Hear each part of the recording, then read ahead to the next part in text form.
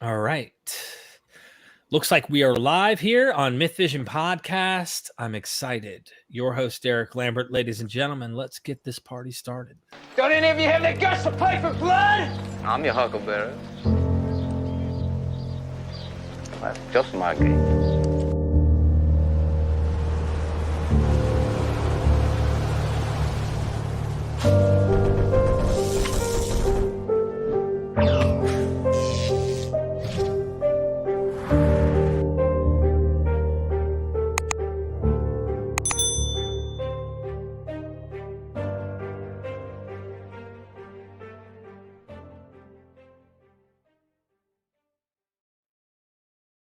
We are MythVision. Welcome back to MythVision podcast.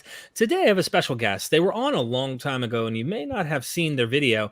The channel has grown significantly. It's been buried by hundreds and hundreds and hundreds of other videos. But today my special guest is going to be Dr. Jennifer Bird. And let me give you a little bit of her background. So she has a BS in Mathematics Education minor at Virginia Tech, 1994, Master of Divinity, Princeton Theological Seminary in 2001. I'd like to ask her, before I bring her on, did you bump into Dale C. Allison Jr., Dr. Bird? Not directly, but yes, in terms of ideas and content, yes. Awesome. Yeah, so they're both at the same school, or went to the same school. I think he's still working there. You also have a PhD in New Testament and Early Christianity at Vanderbilt University in 2007. You have an extensive work history. You're back on the East Coast now. You were over there at, where were you? You were at Portland, right? University of Portland. Yes. And we were recording when you were still there. So let me read what you have for your bio and professional info. An East Coaster by upbringing, undergrad and graduate schools. Dr. Bird has taught in New Jersey, Texas, Tennessee, North Carolina, North Kakalaki, and Oregon, and is currently a visiting assistant professor of religious studies at Hollins University. Now, is that outdated? No, that's correct. Updated. That's okay. correct. Yeah. I wanted to, how sometimes I appreciate that. Yeah. On the side, she carves out time for speaking and writing on marriage in the Bible. And this is something she's really honing in on. And today we're going to hear some of this. Her background within the United Methodist Church, education in a Presbyterian affiliated institution, time spent in several ministerial contexts, and 20 years of teaching in classrooms of all kinds all inform her approach to having quite honest and sometimes difficult conversations about what is actually to be found in the scriptures of the Christian Bible. And then, no question, her favorite conversations include gender, sexuality, and marriage, what the Bible does and does not say about them. So with that being said, welcome to MythVision. Thank you, Derek. It is such a pleasure to be back and to have another engaging conversation with you. So it always is. You and me were super hyper. We had so much energy last. We were in the zone. I mean, really though, you have a very extroverted type personality in terms of the way we are. We're excited. I want everybody to go. I pinned her website. And the reason why I pinned her website rather than anything else is through her website, you can learn about her. She has upcoming podcasting she's going to be doing. So you can go join her podcast through the website. You can get her books. Also, she has 2 books. The one that is the latest and the greatest, Permission Granted. Take the Bible into your own hands. And Dr. Bird, what is this book about, if you don't mind letting our audience know? No, I actually think some people in your audience might be interested in this. I did do the audio reading for it, by the way. That's why that piece is listed top, because anyway, so you can hear me reading it and get the right tone. But the book itself is really about, were you ever told to stop asking questions about the Bible? Maybe did you grow up maybe having lots of questions and people didn't give you sufficient answers? Have you wondered what people do with some of the difficult topics? So all kinds of questions like that. So it's topical. It's 12 short chapters, and it's topical, like violence in the Bible, what really happened in the Garden of Eden, what about women, sex, who, what, and why. Just kind of all kinds of fun, juicy topics. The apocalypse, like what's really, what's that all about? So it's kind of bringing academic content to a general audience, right? So it came out of my teaching lots of intros to those 2 testaments, and those were essentially the most important and I would say juiciest conversations that I had with students. Is what I'm addressing in that book. So Excellent. And your first book is somewhat in the vein also, in a way, the abuse, power, and fearful obedience. This is reconsidering First Peter's commands to wives. And Yes. you are definitely taking an interesting angle. I can't wait to do more topics with you, of course. Today, we're going to deal with marriage. Before we get started in this topic, and I wanted everyone to know, we're going to discuss this for a while. If you have any Q&A, questions, feel free to super chat your questions. We will get to them as soon as we're done carrying on her point she wants to bring across about marriage. I don't think you understand what it really means. It's pretty much the point. And I'm interested. Maybe you're going to shock me because I've never talked to you about this. You also have a YouTube channel, though. You just started. I did just start a YouTube channel. And what you're sharing is a video series that I have on Vimeo, which is... I created it specifically for faith communities, actually, to help them work through one topic at a time. You're showing some of the kind of the fun clips right there as well. It's a series, Marriage in the Bible, a discussion among friends is what the series is. And I've tried to do like weekend seminars or whatever to kind of work through what the Bible says about marriage. And that's just way too much information all at once. So I created this video series, and one topic that's like a 15-minute video. And then I expect that this group of people gathered in person or virtually will then discuss the content and try to wrap their own minds around this new perspective on these issues. It's very much I'm interested in doing more than simply downloading information to people, which is what I see, which is what a lot of people want to do because there's a lot of information you want to get across. But the way education works is we get new information and we have a chance to assimilate it, process it for ourselves.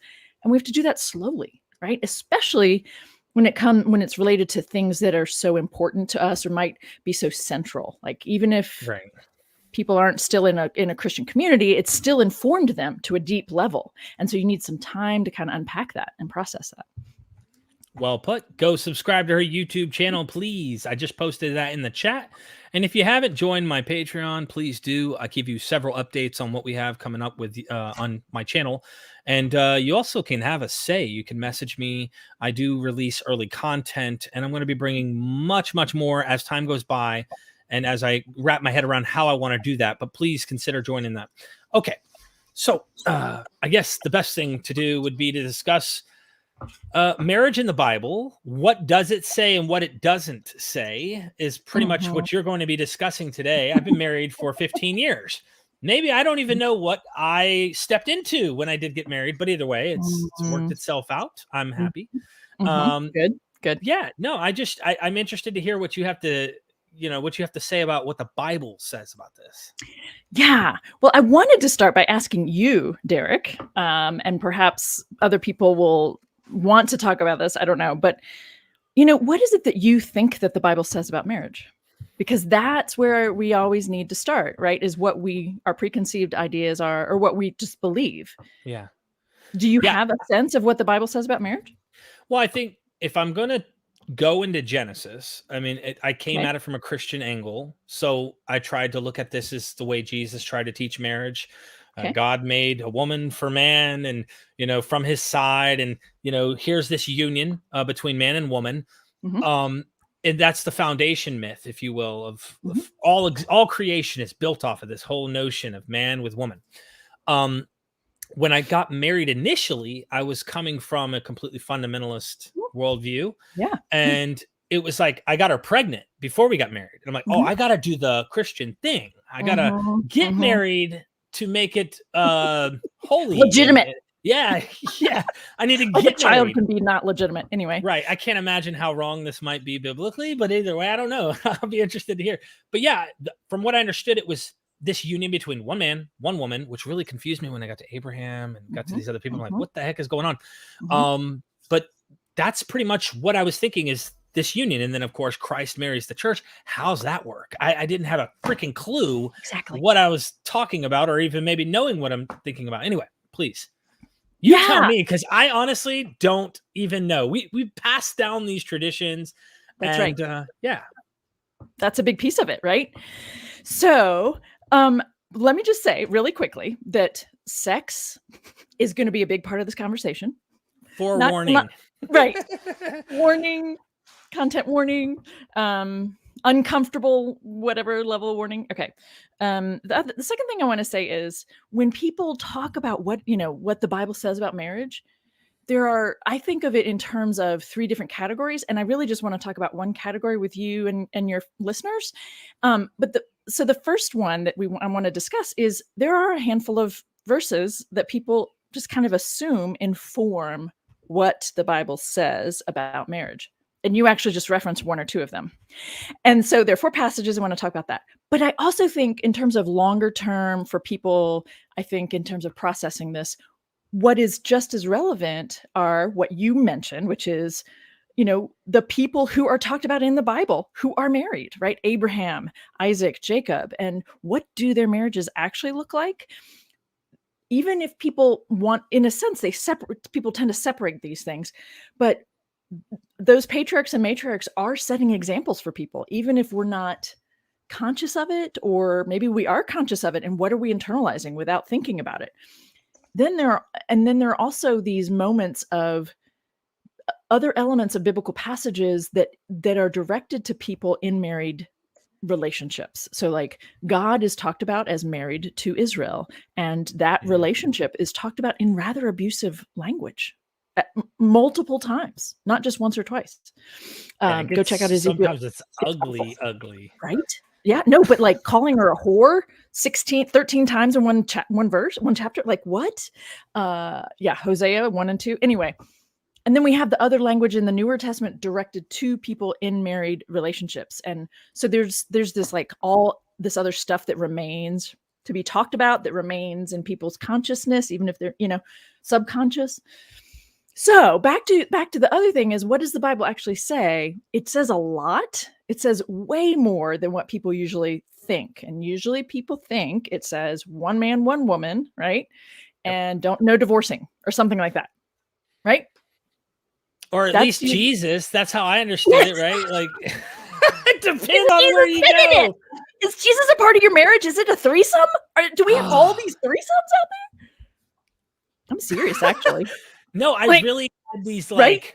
There was this weird you're kind of mystical as a Christian, and you think God is in your midst, right? Yes, exactly. The counselors at the church would talk about that you have the Trinity kind of in marriage, the husband and the wife, and then there's God at the top. But without God in the middle between you two, you got to imagine about that Oreo sandwich taking place. Oh, I mean, seriously, like Jesus has his own porn channel. I'm sorry, I just said that, but seeing everybody being a part of all these, like, which part is it? I don't know. God's watching everything. Oh, I don't, okay. So back up. Sorry. That was a little much. Sorry. My audience probably loves it though. I'm not actually sorry, but anyway. Okay. So here's the thing. I want to talk about the 2 that you referenced. So there are 4 passages, like 4 with a total of 6 or 7 verses. I mean, let me calm down a little bit. Here's the thing. When people say they believe in a biblical marriage or something, they want to uphold a biblical marriage, this is what they're talking about. They're talking about Genesis 1:28, and they're actually only talking about the first half of the verse, which says, be fruitful and multiply. God said that to the people, right? In the first creation story in Genesis 1, right? The 6th day, he created all the land animals, and then he creates humans and says, go be fruitful and multiply, and cuts off right there, right? And we don't talk about the fact that he then goes on to say we should also be vegans. People don't want to talk about that. So be fruitful and multiply. And then Genesis 2:24, which is what you also reference more directly in your intro there, which is, it says that there, this whole thing, right? The second creation story, 2 different myths, as you are well aware. And God creates a human, not a male, a human, right? And does all the animals, and then pulls a couple ribs out of, or whatever, a rib out of the human side, creates female. And now we've got 2, man and woman. And then therefore a man shall leave his mother and father and cling to his wife. Why did you say wife? Why did you say wife? I don't know. That's what I've always like. Every English translation says wife. Yeah. That's why you said wife. Ah. It's actually woman. Therefore, a man leaves his father and his mother and clings to his woman, and the 2 become one flesh. Does that change anything for you? I mean, now that we're really hyper focused on marriage, I think it might. Yeah. How so? I mean, in particular, the term wife is this idea that now they're in union in particular. Maybe this is anachronistic. I don't really know. I'm thinking of like later marriages that happen with Jacob. The first account I could think of is with Jacob, and he gets cheated out by his father-in-law and has to work a whole nother 7 years to get the woman he loved. I don't know. Help me out along the way. Of No, course, you're 'cause, doing great. I Okay. wanted to hear what you had to say, because this is like one of the more powerful moments for people to reconsider or to be aware of, and then to like, how does that play out? Right. Here's the thing: marriage, biblically speaking. So let me say the point, and then I'll come back to it. Marriage in both primary Christian testaments. So, the Hebrew Bible, the First Testament is Jewish scriptures, and then there's also the Second Testament. The two together are the Christian Bible, primary testaments. Okay. Right. Marriage in both testaments focuses on the sex act. What determines whether a couple is married is whether they've had sex. What's interesting to me is that I have to work to get people to pull these two ideas apart: marriage as a thing and sex. That having sex, biblically speaking, means you are married, even though men get to do it all the time with women they aren't actually married to, depending on the situation. Yeah, concubine or whatever it Yes, might be. exactly. Yeah, or the enslaved peoples living under your roof. Thank you, Jacob. Right, it took 4 women, 2 of whom were enslaved, to come up with the 12 tribes of Israel. Right. Right. So, what does it tell you that the 4 passages that I reference here, Genesis 1:28, is about sex? It's not about marriage. Be fruitful and multiply. Yeah, that's not about marriage. That's about getting busy. Yeah. That's a command you give to a group of people who are really small and are really trying to stake a claim for themselves in this part of the world. And they've been trampled on by all kinds of other empires coming through, moving through Much town. larger groups. Yes. Right. Yes. You tell them to get busy. You also tell them not to waste that stuff, even though we all know there's more where that came from. Right? You're told not to waste it, but gee, many crickets. Don't the men who are writing this know that that's ridiculous? Okay. Right? Right. Telling people to be fruitful and multiply is something you tell a small group of people, and it has nothing to do with marriage. That's just about doing your part to bring about the promises given to Abraham, one of which is that you will be numerous and outnumber the stars. So get busy, people.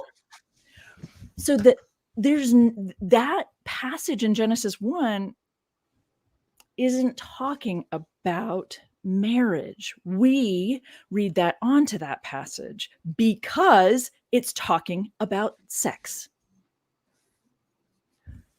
Pulling these two things apart is really hard, even for secular people, because of how deeply rooted these first 2 verses and their implications are for people. The second passage is the same, Genesis 2:24. Right? We've got that whole creation story. We got the 2 humans and the male is like, oh my gosh, yes, this is the one I get to, hook up with. Not any of those animals, which is a good thing, right? Right. I'm serious, right?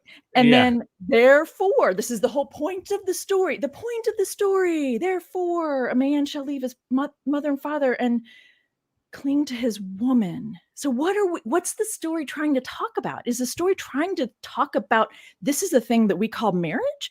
Or is the story trying to talk about a nearly, not entirely, but a nearly universal desire to find these companions, like this life partner to go through life with, right?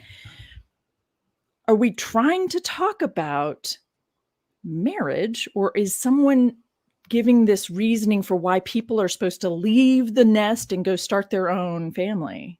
So technically, to put it in like a scholarly ways, that we need to compartmentalize the original context of Genesis and say maybe Jesus is reading through a Second Temple Jewish mindset and projecting his teaching through a text that originally wasn't saying what he's teaching it to say in his context.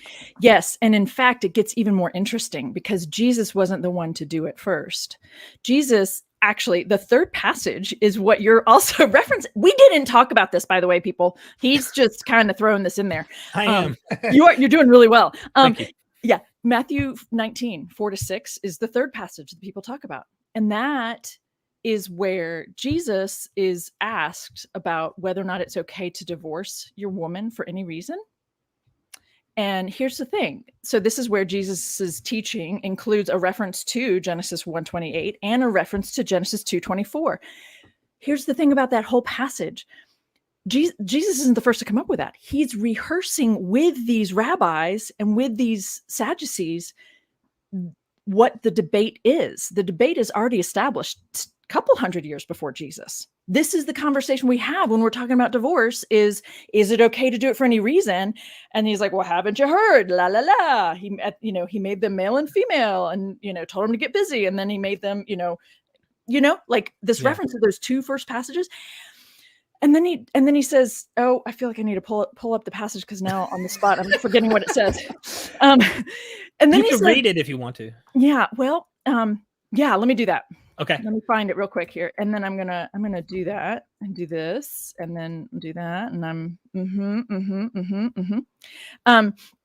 So what he's doing so far in that passage in Matthew 19 is he is, rehearsing as a kind of, if you will, what people are saying back and forth.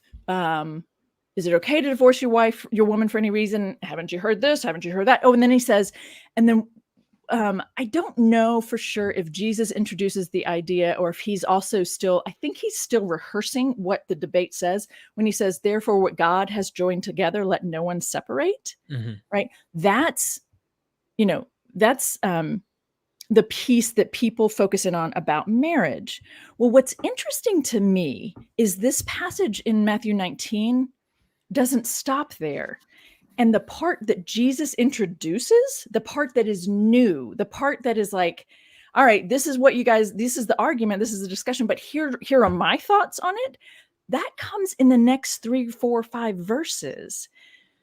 So literally like people, not just conservatives, even more traditional people, Christians will quote, have you not read that the one who made them at the beginning made them male and female and said, for this reason, a man shall leave his father and mother, be joined to his woman, and the two shall be into one flesh. So they are no longer two, but one flesh. Therefore, what God has joined together, let no one separate. The thing is, he goes on to talk about this divorce thing. And if you divorce and remarry, you commit adultery. Right. And then he also says, here's the part that's new. He talks about being eunuchs from birth, being made eunuchs by other people, some men making themselves eunuchs for the sake of the kingdom. And he says, let anyone accept this who can. This is in Matthew? Yeah, this is in Matthew. Oh, wow. Yeah. Chapter 19. So here's the thing. Jesus, not doing something new, quoting the conversation. What he does that's new is he references eunuchs. And which is, by the way, interesting in and of itself. A eunuch is a castrated man, right? Mm-hmm. The history of the church has said Jesus' reference to a eunuch is a way of talking about celibacy. And this is not correct. Historically speaking, first century speaking, like Jesus's day. Right. People assumed that eunuchs were sexually active. In fact, they were, that's the reputation at least, is they were sexually active with men and women. In fact, eunuchs are thought of as this in-between gender. It's not specifically said that way, but the language used to refer to eunuchs implies that. This male body, but not quite male because he can't bring it in terms of, creating an heir, which is what is important. Mm-hmm. So Jesus is affirming essentially a third gender and saying, let anyone who can handle it do this. Like, that's really interesting, right? You hurt so many fundamentalist feelings just now. Times. I really enjoy being a biblical scholar. It's that and talking about circumcision. It's kind of fun to do. But yeah. Oh, man. Jesus is not a family values guy, people. If he's endorsing castration, he's not a family values guy. How do you have babies And the thing is, this story is important because men in the early church then did this thing about castrating themselves for the sake of the kingdom. Like, it's not just idle words or idle chatter. People took it seriously, took it to heart. And so it's interesting to me that the history of the church has said, well, he's talking about being celibate. And there are people to this day who will say, see, he's affirming celibacy and this lack of sex. I'm like, actually, he's affirming having a good time, which is fascinating. So real quick, just two things, if I Back may, to you. because my critical thinking is like wanting to ask a question. Good. So the one question I have is is there certain sources somewhere that you have that you might could reference or even send me afterwards, something I could maybe Send you a afterwards, website, yeah. a link or something I'll put in the description or in the Mhm. comment section. Maybe you can add it in the comment section where there's a case made for this eunuch being implied what you're describing here rather than just being complete celibacy. And then number two, Yeah. if I'm being a total critical thinker here and thinking Matthew comes later and potentially has been, I don't know if Mark has any of this stuff in it, but is this Pauline ideology that has leaked its way into Matthew, or is this possibly actually Jesus? Either way, it doesn't matter. It is affirming an idea or concept here that might be something we're overlooking. I don't know. What are your thoughts on the two things there? I love it. First of all, I will actually send you the article from which this idea about the eunuch is very nicely laid out, and he also references, a dozen or so ancient sources that talking about how eunuchs were viewed in the first century, and I think that's actually really helpful because I'm not just making this up. It's how it's talked about philosophically, etc. So I'll send you the article. Please. And I love the question about this is later. I love this. Thank you. I can tell that you are actually learning from what you're engaging and not just having people on. No, there's a difference, right, between hearing information and processing it and actually learning and growing from it. And so, well done. Matthew is post Paul, post Pauline ideas. Oh gosh. What is interesting to me about your question is that Pauline ideas, I think, are the opposite in terms of he was celibate, or at least he claimed to be. I don't actually think he was entirely, but he was celibate. And he's pushing for don't marry, the end is any moment now. Exactly. This immediacy is important in terms of understanding Paul. Yes. Right. So I don't know. I don't think that someone snuck in this eunuch story specifically because of Paul, unless it's a different form of responding to him. It's certainly not.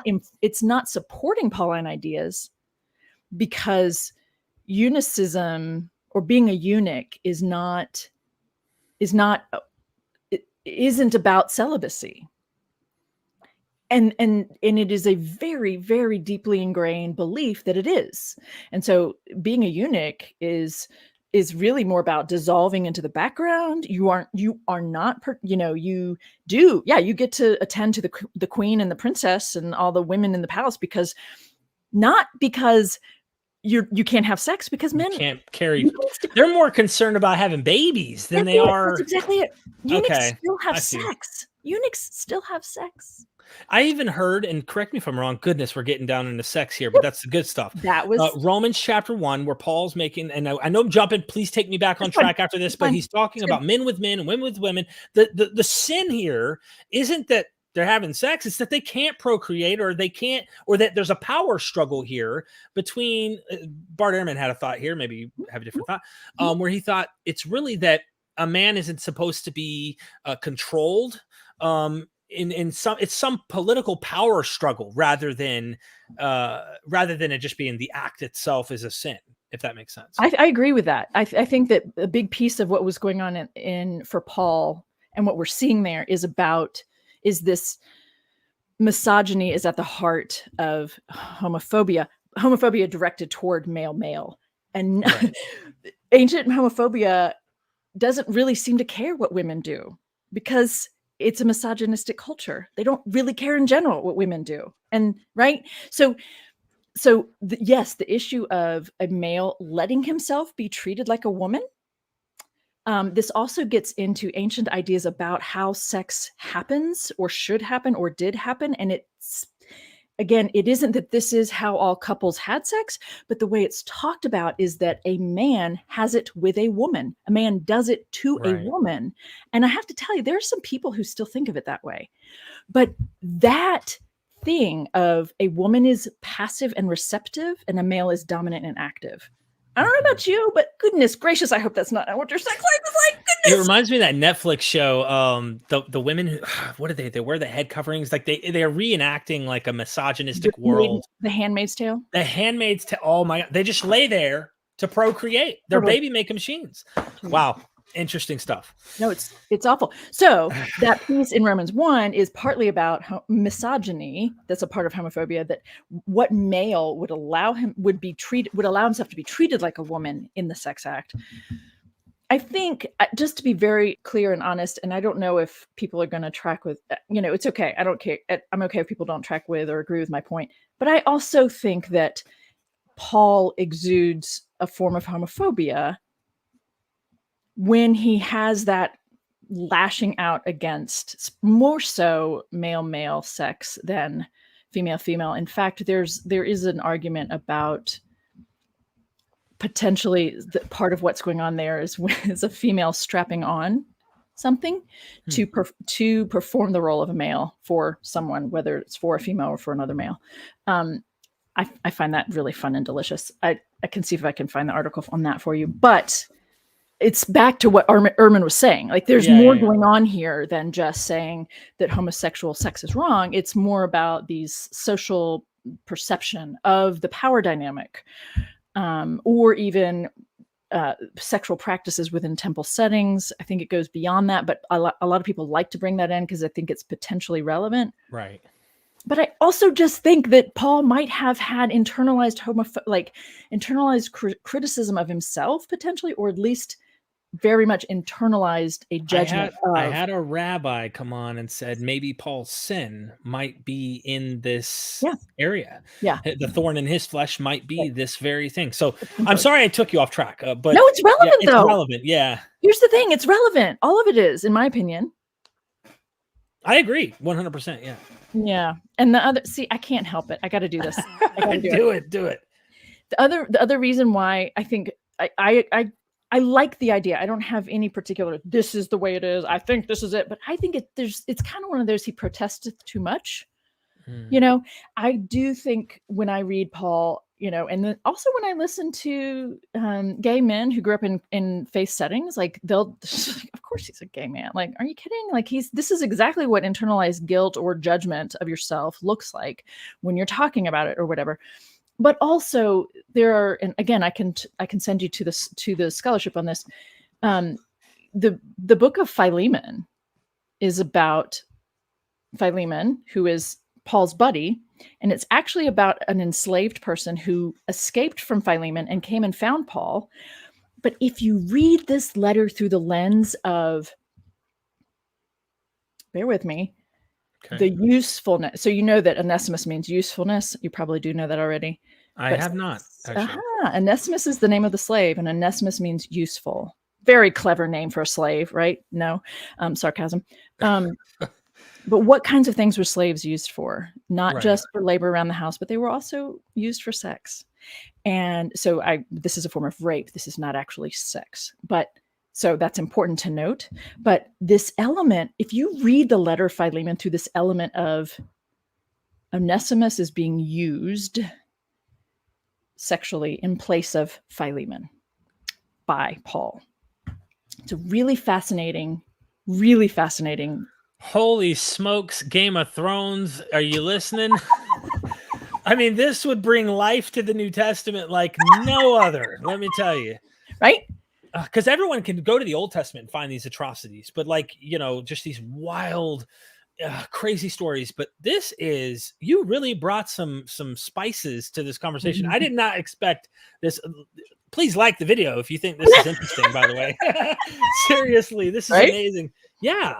Okay. I'm sure this is another thing that I think is interesting about you. And I just want you to take us wherever you wanted us to go.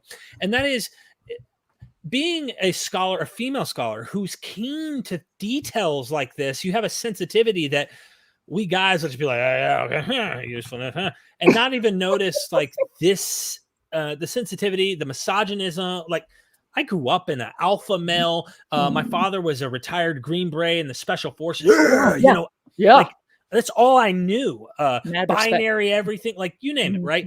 So having someone like you who's able to look at this is so interesting, and it helps me see things from a new perspective. And I'm trying to be a very open-minded human today. That's what you should do. I think we all should try to do that. But anyway, enough about me. Please. Great. No, I love it. Thank you for all that. You know, I'm debating one other thing to throw out there, but maybe I'll wait until later. If you gotta throw it, just throw it. We love. Are you sure? Are you ready? People are loving the conversation. So okay, good. Well, then let me just say this one other thing. This might be too much. I don't know. But given your audience, maybe it's just what they needed. I don't know. Okay, so then we'll get back to marriage, if whatever. So here's the thing. When you think of John's gospel, if you have familiarity with it, do you know about the beloved disciple? Okay, I'm picking up what you're putting down, but I can't wait to hear what you have to say. This is going to be good. I can't wait to hear what you have to say. What do you know, though? Like, what do you like? Do you know? I've heard. No specifics. He's laying necessary. on his chest. He kisses him, right? There's a few little things. I had the same thing. If I may throw this out there, I had a wonderful show that I've done with a girl named Deborah Grace, who wrote a book, Crucifying the Bible, where in a chapter she spends time talking about Jonathan and David. And it's the same kind of what is going on here. Dr. Joel Baden, Hebrew Bible scholar, actually confirmed he thinks there's definitely something that can be gleaned through the language, but it might be covering up something going on between Jonathan and David. Anyway, Jesus and the beloved, he kissed him. He laid on his chest. I mean, he's like his favorite. And I always thought maybe there's a wrestle why I thought maybe this isn't just Lazarus, but I always thought of Mary Magdalene because you know, he weeps when Mary's around, but one can make the case this is Lazarus in some sense because I don't know. It's hard because it seemed like a very feminine title to have for a male disciple. It was very difficult for me to grab a hold of. I love that. Yeah. So correct me and tell me what's really going on. No, I'm not going to correct you, but I am going to offer other input Please. Onto it. That's all. I'm not about telling people what to think. I just find expanding our horizons to be really productive. And it rattled me to my core. It shook me, even after many, many, many years of critical thinking. So about the Bible. I want to say more about Jonathan and David, but let's focus on Jesus. Okay, Jesus and the beloved disciple. Go to Jonathan after this, if you want. Okay. Here's the thing about Jesus and the beloved disciple. So I want to note that the traditions tend to say we all get to identify with the beloved disciple because then that makes this connection with Jesus really powerful and personal. And I get that. It's a spiritualized way of handling what you were just referring to, which is this weird, awkward, I don't really know what's happening here between Jesus and the beloved disciple, right? Mm-hmm. What I think is helpful. So just take it for consideration. Scholars and pastors don't debate that the Gospel of John was written for a Greek audience. And we know that within Greek settings, that there was a practice of men bringing younger men under their wing politically, and then sometimes having sex with them and then going home to their wives. Like we know that there's this practice, and I'm not interested in judging people's sexual activity, to be honest, in any way, shape, or form. But within that relationship that might have happened between two men, the relationship is referred to as a lover and beloved. And we have other sources, I suspect, that use this language in Greek. Mm-hmm. So Jesus is the lover and the beloved disciple is the one he loved. And what I think is potentially happening here is a Greek author wanting to appeal to the Greek audience and putting Jesus into that kind of a relationship within the gospel. What's so, again, I can send you to the scholarship on this, but it's Ted Jennings, by the way, the man Jesus loved. But what's worth pointing out, at least just here for the conversation, is the beloved disciple doesn't have any special knowledge except for having gone with Jesus maybe to the palace, to the court or whatever before.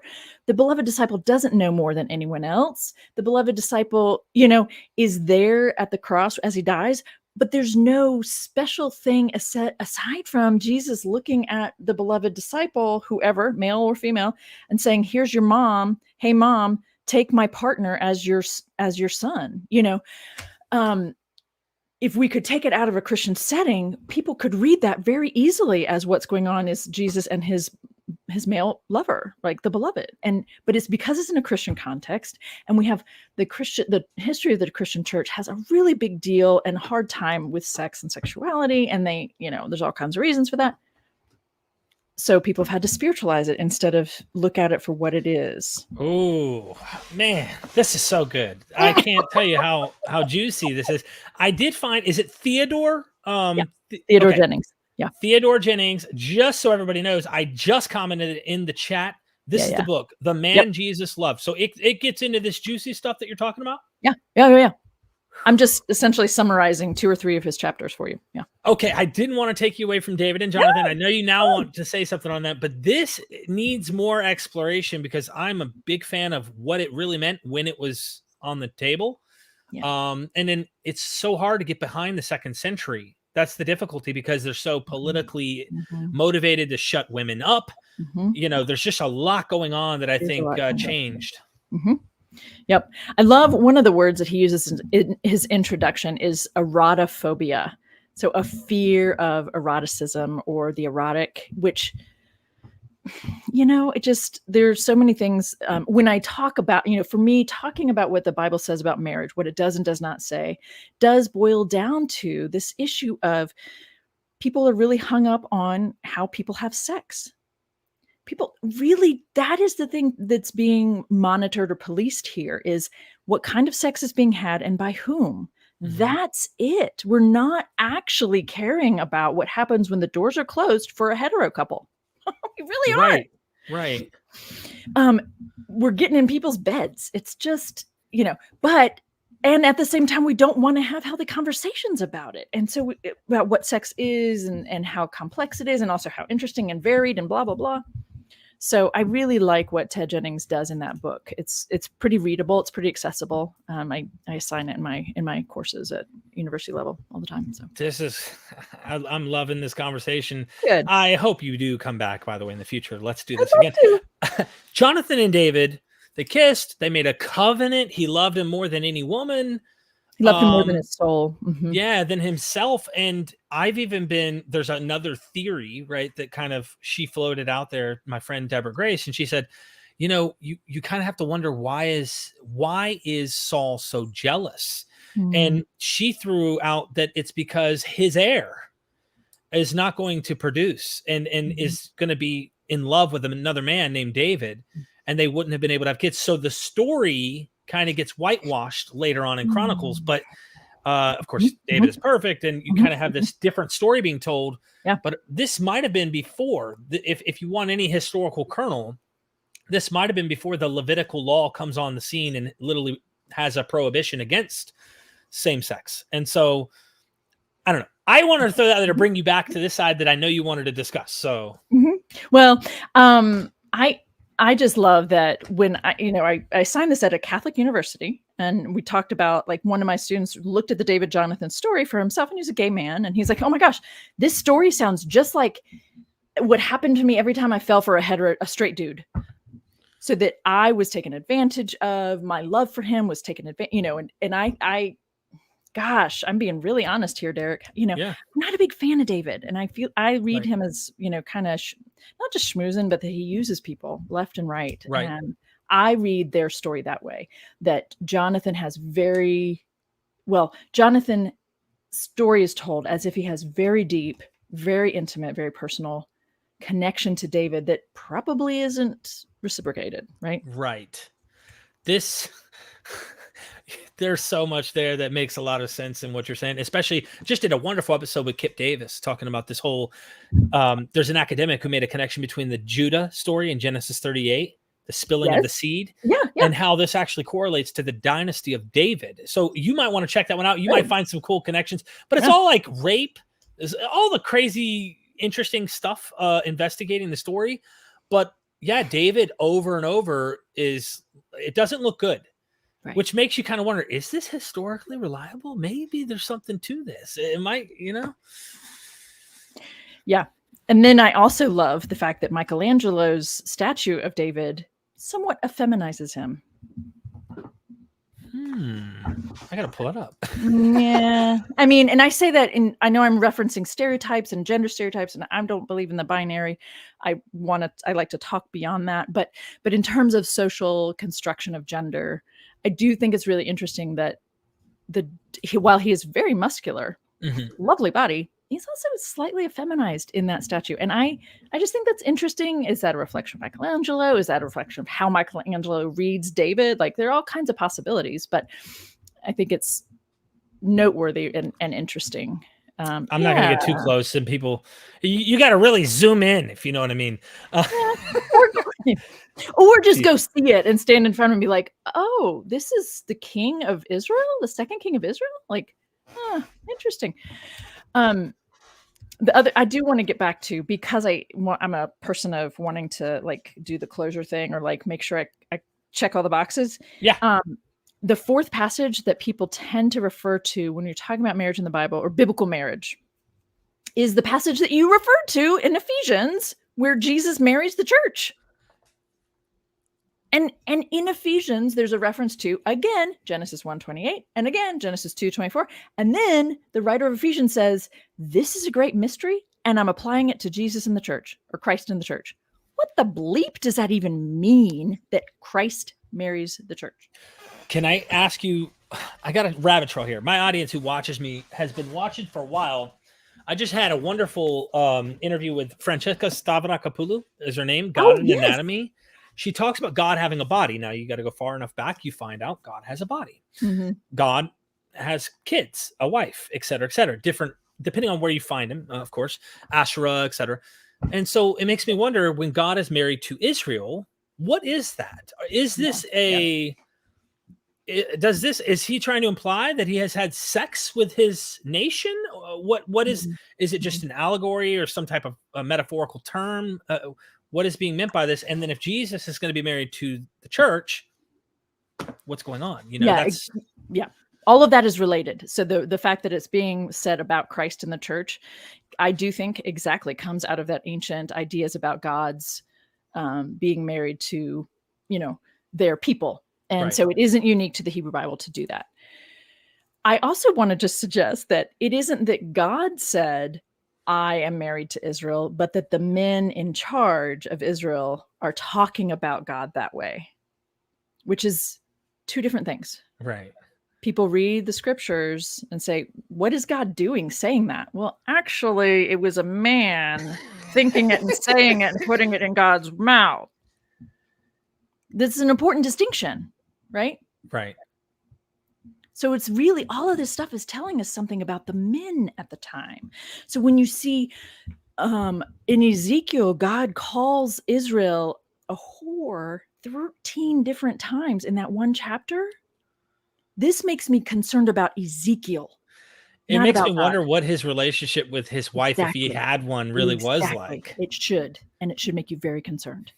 The same thing in Hosea, when, God tells Hosea to go marry a sex worker. And then in the second chapter, it's awful. I can't read it without feeling sick to my stomach. And there are lots of reasons for that. But this makes me worried about the writer of Hosea, not about who God is, right? God is being depicted as abusing and threatening to rape and kill Israel, his wife. But that makes me concerned about Hosea and how he treated his wife or wives. And that's why all of this is important to me, is that these ancient texts don't just have one or two verses that say something that we might read as being about marriage, but they have all of these texts embody a worldview and a way of treating relationships, even when it's about what they're teaching men to be like as real men, which I don't like toxic masculinity. I like us to be humans, right? Yeah. All of it matters, not just these 4, 5, or 6 verses that we want to cherry pick out of context, right? You know what you made me think of, the level you took this already, and this was 45 minutes. I mean, not only the relationships within a marriage, but also how we treat other human beings.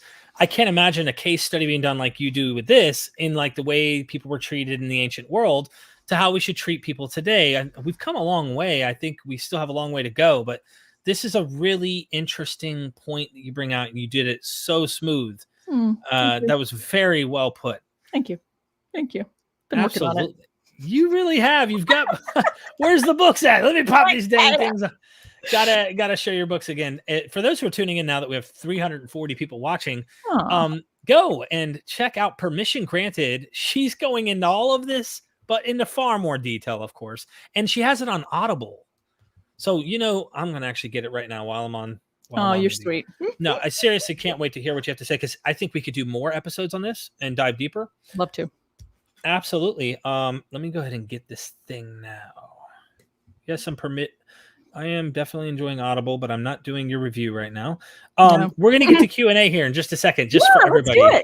Let's do it. Yeah. But did you want to put a bow and ribbon on that? I think that's let's circle back real brief. Thank you. Because the one piece, especially if you didn't join us right at the beginning, the one piece that I think is worth people reconsidering is that when people, without being conscious of it, think about sex as marriage, or marriage and sex as intimately intertwined.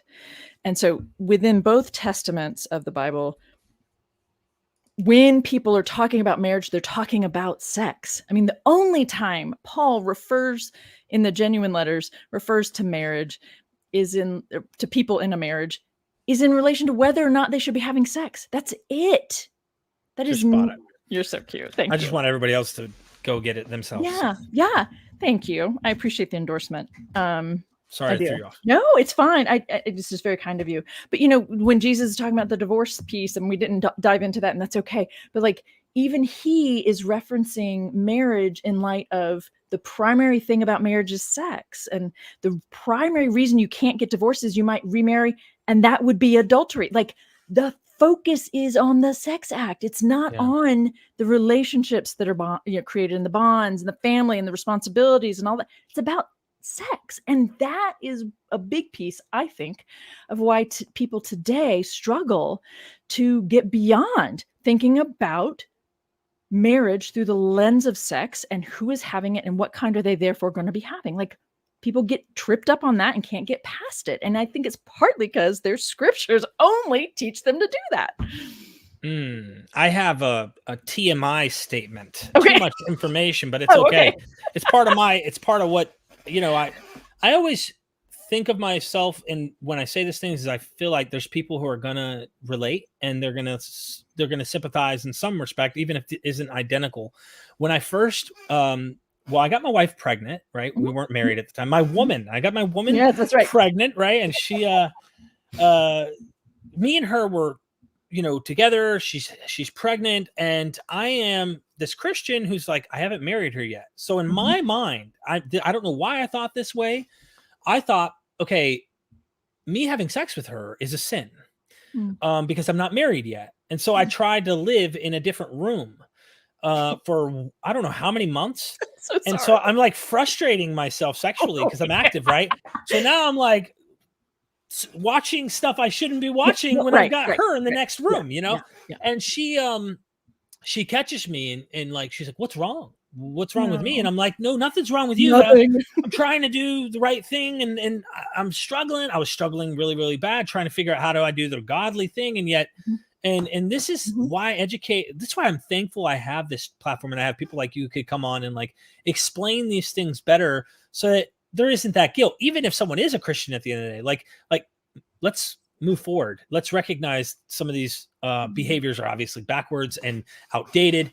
But I no longer have a shame or guilt in anything sexual now than I did in the past. But my wife and I laugh kind of about it, but it also is a little bit embarrassing because I'm like, I was trying to abstain till we got legally married, not really seeing that sex and marriage kind of are one and the same thing, biblically speaking. In our culture and biblically speaking, and therefore people believe that it is and don't want to talk about sex separate from marriage. Right.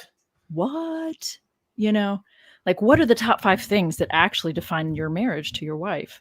Sex is probably in the top 5, but like, is that the extent of your marriage advice on marriage, is talking about sex and whether or not, like, no, Right. I'm pretty sure you have a lot of things that define your marriage, or that validate that you're married, right? That show that you're married. And aside from even having children together, I just, I got lucky. She's just amazing. You two have grown together, which is amazing. It doesn't always happen that way, right? We were kids. Look, her mom, when we illegally went to get married at the courthouse, she was 16 turning 17. I was 17 who just turned 18.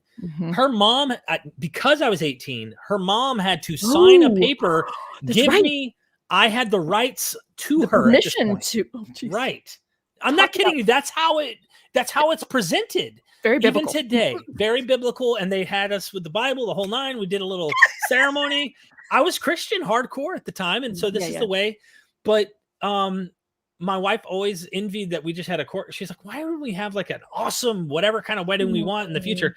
I plan on renewing my vows. I do plan on, just to show her, like, it wasn't the Christian Bible thing. I love you. Like, it is much, much deeper than that. I just was stuck in learning life and finding out things, like we all do. So Q&A? Yeah, please. Awesome. Okay, here we go. And so I will forewarn you, some of my guests have like, their questions are super sophisticated.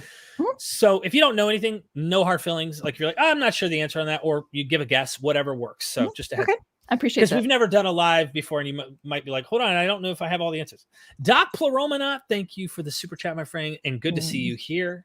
Deuteronomical love, Ahab, is it Ahab? Ahav, and Ahava. Ahava is confined to commandment and obedience. Is this drawn from the greater covenant demands of Near Eastern concepts like suzerain vassal treaties? I should ask an ancient Near Eastern scholar this one, really. But I don't know. Do you have any clue? Well, Deuteronomical love is confined to the no, I'm mulling over. So I don't have a way to respond to that on the spot, partly because I'd want to go pull up. I'm interested in the way the question is phrased. I'm certainly familiar with the suzerain vassal treaty concept, and that's how in Deuteronomy, and even the Deuteronomistic history in general, the God and the people are talked about in that kind of a relationship. I get that.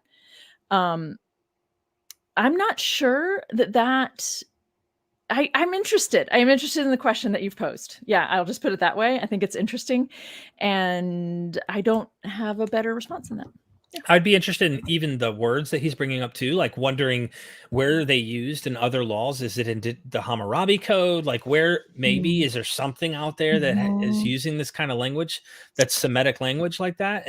But I would like to ask this of my friend who's a Syriologist. Maybe he knows something in that area if there's something to it. But Doc, thank you so much. Like I said, so you got the worst up front, because Doc is like coming through from PhD land, and he's I love it. No, it's good. The Hittite suzerainty treaty and Assyrian suzerainty treaties, those are all being referenced here in terms of what he's referring to.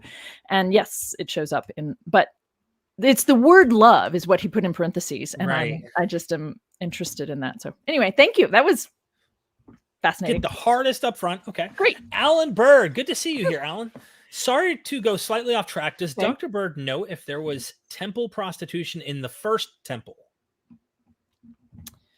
I have to defer to what we can. Oh, I don't know. So straight up, I don't have a response to that question. Got it. I think what we know in looking at scriptures, and I'm thinking you're asking specifically about the first temple, and I'd have to sort through some of the dates and things around that, right? Because I'm thinking of Judah in Genesis 38, and that his story predates first temple, but I don't know for sure that chronologically the story predates, but it doesn't mean that it was potentially written during first temple period. So that's part of why my response is that when we look at a story such as Judah's in Genesis 38, sure, there's a reference to it.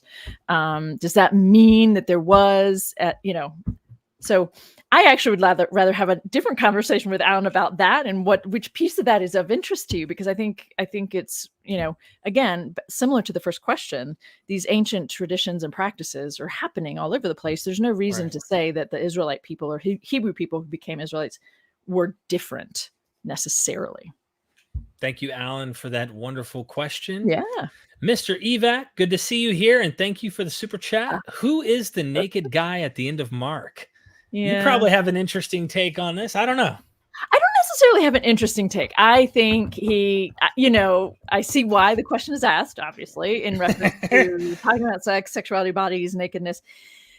That's not a piece I've spent a lot of time trying to come up with my own thought about it.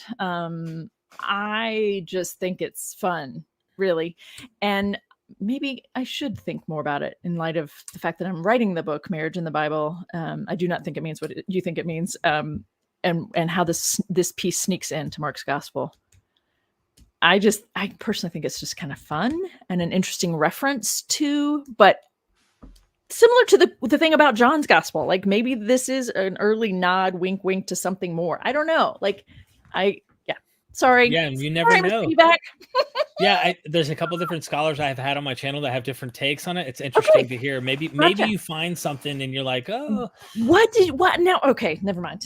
I want to know what you've heard. But anyway. Okay. Oh, well, one is Dennis MacDonald, and he takes this into Greek literature and thinks this comes from Homeric Odyssey and Iliad type stuff. Yes. Every time he explains it, I still can't get down exactly the character of this particular act. The other one, if I'm not mistaken, was it trying Ehrman? to think of, no, I'm drawing a blank. Okay. There's like two major ones that I think about.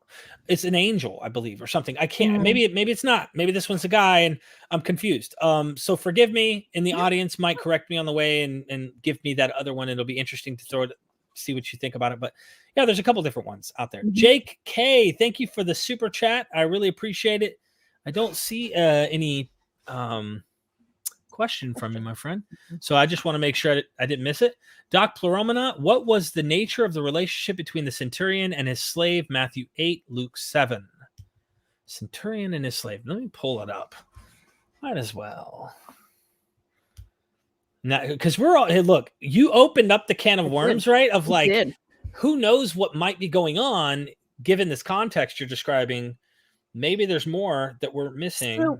So one of the things, I'm just going to try to pull it up. My laptop is working kind of slowly since I'm on StreamYard. That just happens. So if you'll bear with me here, I can't handle it moving very fast when I'm on StreamYard. So you're asking about, Jesus heals a centurion servant, the opening of chapter 7.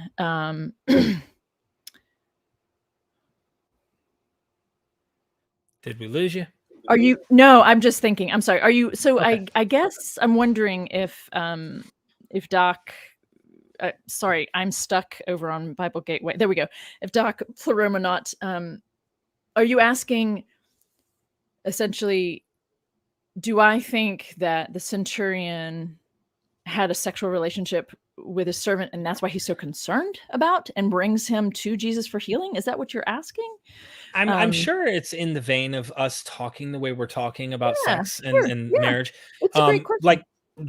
I think that's what it is. I'm answering for him because he's not audibly able to answer, but maybe we get to a super chat or something or a comment that I can keep an eye on.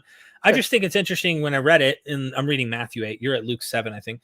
When he had entered Capernaum, a centurion came forward to him, appealing to him, "Lord, my servant is lying paralyzed at home, suffering terribly." And he said to him, "I will come and heal him." But the centurion replied, "Lord, I am not worthy to have you come under my roof," which might be a Gentile Jew thing. I don't know. Maybe not. Maybe something else is going on. But only say the word, and my servant will be healed. For I too am a man under authority, with soldiers under me, and say to one, go, etc., etc. Then Jesus marveled, said to him, followed, "Truly I tell you, with no one in Israel have I found such faith. I tell you, many will come from the east and west." And of course, this is that idea that the nations are going to come in, and the Jews, well, you either on the boat or you missed it kind of idea, it seems. It's what I read it as.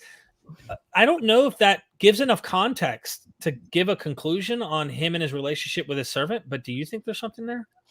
What I do think is relevant is the centurion needed some work done at home, and his servant is sick, and he needs him to get up and get healed so he can get back to work.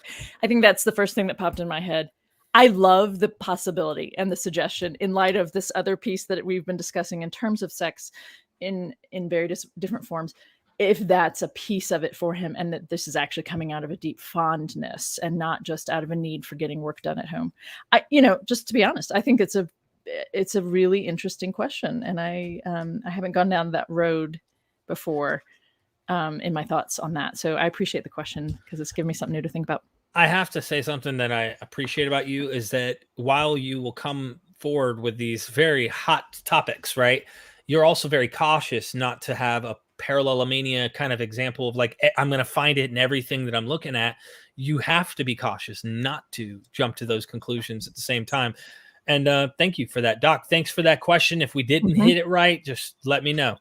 William Arons, thank you for the super chat. Isn't the increased male fecundity that occurs through polygamy seen as Jacob's founding of Israel, Jacob, and the Solomon's power through seen as evil? Hold on. Isn't the increased male fecundity that occurs through polygamy seen as Jacob's founding of Israel and of Solomon's power through those seen as evil? I'm not quite sure what William is trying to get at. I want to be sure that I understand. Is he trying to say that like it's okay having a couple wives to do these things, but 1,000 is just you're just asking for a little much. Yeah, misunderstanding the point of it. I think I see that. But it's also they were foreign wives. These were all was Jacob's many of the concubines are because they're political alliances, right? Right. Or the wives and the concubines. Yeah, they aren't necessarily Israelite women entirely because of that. Yeah. I think I'm not entirely sure what it is Mr. Aarons would like us to engage or respond to, right? I think part of what I end up hearing people say, is, well, Jacob's polygamy can be excused because he was trying to establish the people of Israel. Solomon over here is just greedy and out of control. And I wonder if that's partly what we're trying to get at here. What again, I'm not interested in judging people's sexual activity and preferences, things like that. What I think is relevant is Solomon is still held up as a man, as an important man, as a wise man. A book of the Bible is attributed to him, 2 or 3 actually, even if he himself had nothing to do with them. Just his wisdom and his insight is important in the Hebrew Bible. And so he is someone to look up to. He is on some level someone to emulate. The Song of Solomon is named for him because it's a bunch of couples talking about knowing each other sexually and intimately. And maybe he knew something about that, given how many women he allegedly had sex with, right?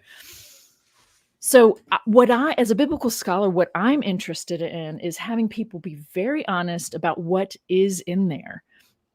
God isn't coming down and judging Jacob or Solomon. Like, neither of them is judged in terms of the biblical storyline, in terms of what's happening in the texts. I am interested in people taking that seriously instead of finding a way to be okay with this piece, but it's all in there. Let's be honest about that. And then that becomes a part of what is different about that context, that era, whatever, and where we are today and how we're trying to do things differently. Most of us are interested in a different way of talking about relationships. But I'm not trying to dismiss this question. I love questions that get me thinking get me thinking in different ways. I also don't want to judge Solomon differently than I'm going to judge Jacob, Right. Got it.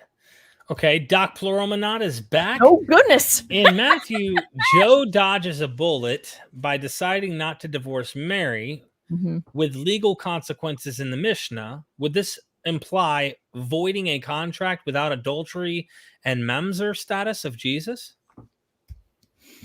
Okay.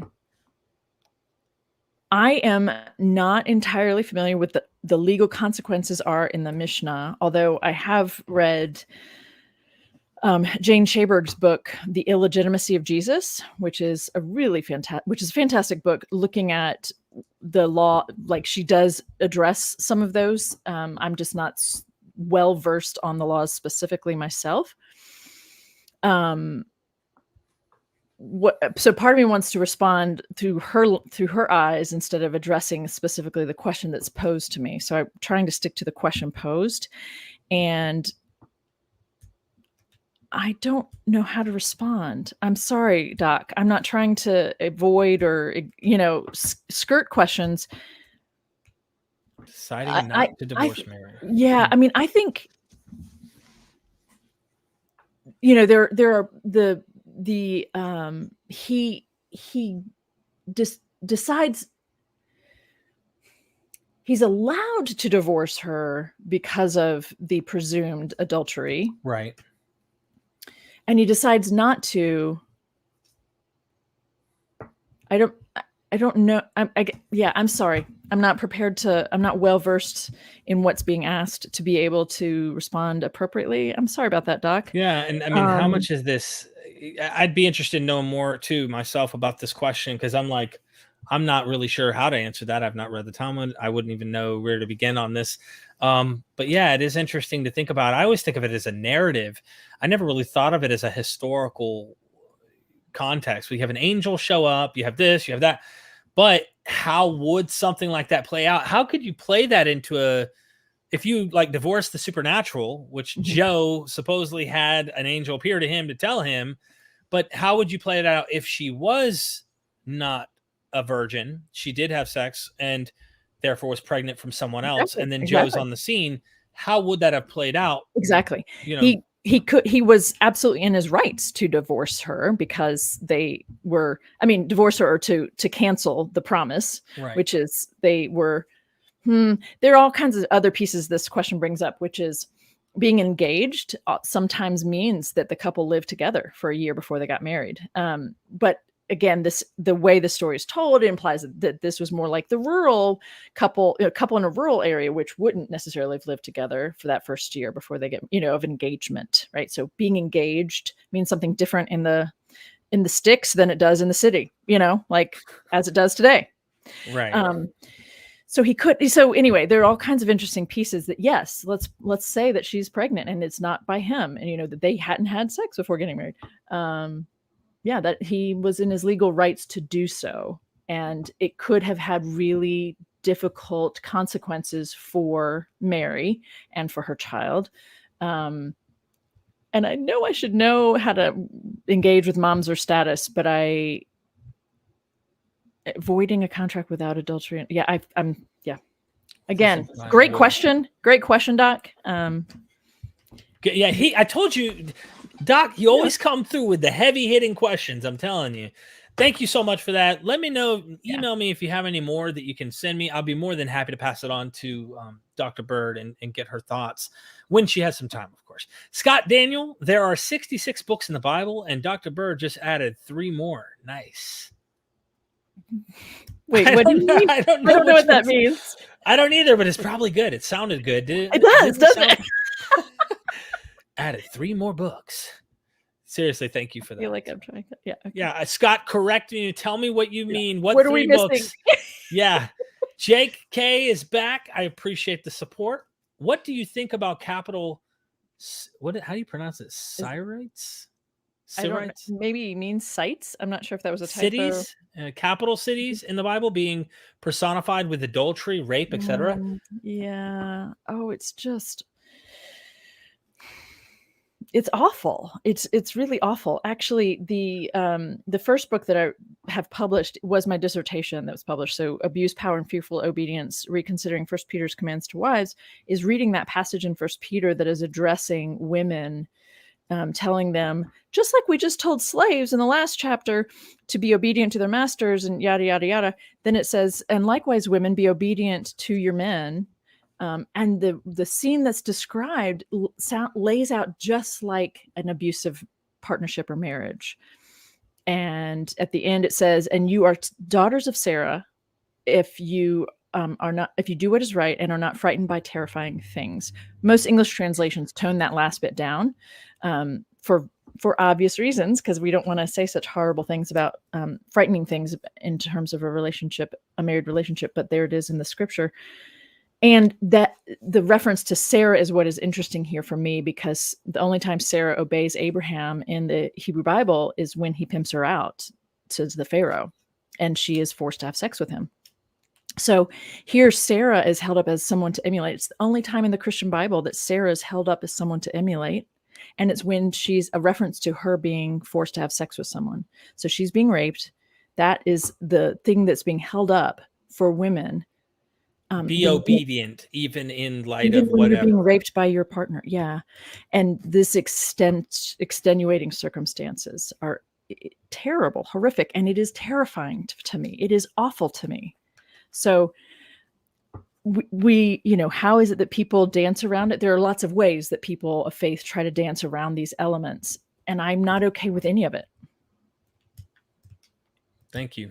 Thank you for that answer.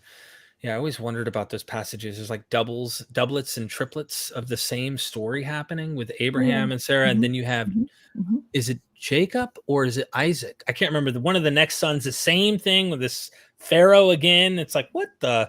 Isaac, yep. William Arons is back. Thank you, William, for the super chats and all the support to everybody who's been helping out. Isn't male fecundity most evident in polygamy as seen? Okay, this is the same one. Okay, and in Solomon's 1,000 person harem, though it led him to worship other gods. Isn't male fecundity most evident in polygamy as seen in Jacob's founding of Israel and in Solomon's 1,000? So are you asking? So what I'm interested in having people think about is that, yes, that sex is the issue. The way a man claims a woman in the Hebrew Bible is he has sex with her, much like a dog peeing on a tree. I actually intend that parallel to come up in your mind, right? That is how people say we are married, is as a man having sex with a woman. But you're asking about the issue of fecundity, and I guess I'm. So I think he's trying to. I could be wrong here. Help me out here. I'm just throw something out there. William, are you suggesting kind of how the Old Testament has this connection between nations? This is like a political, all of these stories, all these women, it's connecting the nation of Israel with all these different nations, kind of like Esau became the Edomites. I'm wondering if that's the approach that you're trying to get at, is all of these women that they're procreating with, is that they're the rulers of these nations and they're the ones who are truly the ancestral fathers of these different tribes and nations. I don't know. I'm kind of wondering if there's something to that. I don't know. It's like flexing. Oh yeah, I have 20 girls. I have 100 girls, typical. Yeah, no, I'm trying to let you, I'm sorry. I don't want to jump in too soon. Jump in. I think part of it is part of my response to your question really is yes. Right. Yes, it is. It is seen there. And that is the issue is really mostly about men and heirs and creating nations. So, we could talk about the fact that in Ruth's story, people get excited because there are 2 books in the Bible, in the Hebrew Bible, that are named after women. And yes, I'm excited about that as well. But what is Ruth's role in this story? And, she leaves her own people behind. The Christian tradition or the Jewish tradition, they like that she leaves her own people behind, but goodness, a lot of Native people really aren't a big fan of that. And they actually celebrate Orpah because she goes back to her people. What is it about Ruth that makes her story worth telling? In the end, she produces the great-great-great-grandfather of David. So back to men's fecundity, back to the perpetuating the line, the patriarchal lineage, perpetuating the people of Israel, contributing to them. Like, she disappears out of the narrative as soon as she produces this child. So these stories about marriage, the stories about these people, it's about men and their penises and what their penises can do. It really is. And the ancient worldview was that, the semen is all you needed for a baby, and it just needed a warm place for it to gestate, so. Right. Yeah, that's one interesting thing is that 1,000-person marriage thing. I wonder, even though the story ends badly, he ends up worshiping all these foreign gods, but it looks almost like that wasn't the repercussion of having so many wives. In fact, that was kind of the flex. The flex was, I have 800 wives and 200 concubines, or whatever I don't even remember what 7 and 3, but yeah. Mhm. yeah, it's 1,000 total. And this was a good thing, it seems, praised by the Bible authors. Where it goes wrong is when he started, instead of them being obedient to him, he started to be obedient to them. And that seems to be the sin in the situation of the relationship between him and all of these women that he's marrying. Yes. And that is why the storyline, suggests that men really shouldn't marry outside Israel, because they will be then, swayed into worshiping these other gods because of these women, and they worship other gods. And yes, I absolutely agree with that, with what you said. There's another conversation to be had there, perhaps, about the biblical standard that does demonize the worship of other gods. Obviously, this Bible is about worshiping Yahweh and worshiping the God of Jesus and all that stuff. But at the same time, the exclusionary language that's used there, and the actual judgment of Solomon as a king, in worshiping these other gods, there is a thing there to critique. But that's because this question, I wouldn't have normally brought this topic up today. But thank you so much, William. Thad Grace, Jen Bird rocks. Dad, thank you for showing up. Oh, I'm so touched. Dad Grace rocks, actually. Yeah. Thank you. I could say more about him, but yeah. I really appreciate that support and coming to support a friend. Yes. William Arons, I wanted biblical polygamy versus monogamy discussed. I appreciate your persistence, William. He needs to know, is it okay? And I'm just kidding. What would you say? What's going on? I always had this problem too. Here's another TMI. Might as well use my own example to get your thoughts about this polygamy monogamy thing. When I would be exercising and in the zone in the gym, and my testosterone would be like heightened, maybe this is ways I was raised as well, with an alpha father type thing, but I'd see girls and be like a wandering eye type thing, and wondering like, hey, shouldn't I be allowed to with more than one? Shouldn't I be allowed? I'm young, I'm growing up, I'm trying to learn. And I say all that to say, like, I actually, when me and my wife had struggles in our marriage and we separated for a short little time, my mom would come and she'd try to like use the Bible to like make me feel guilty and stuff. And I'd go, Mom, King David. Okay, look, I'd make up I'd use the Bible. I swear I'm not making this up. I'm dead serious. I would use the Bible to justify like the actions I was doing at the moment. But the question is the Bible against polygamy?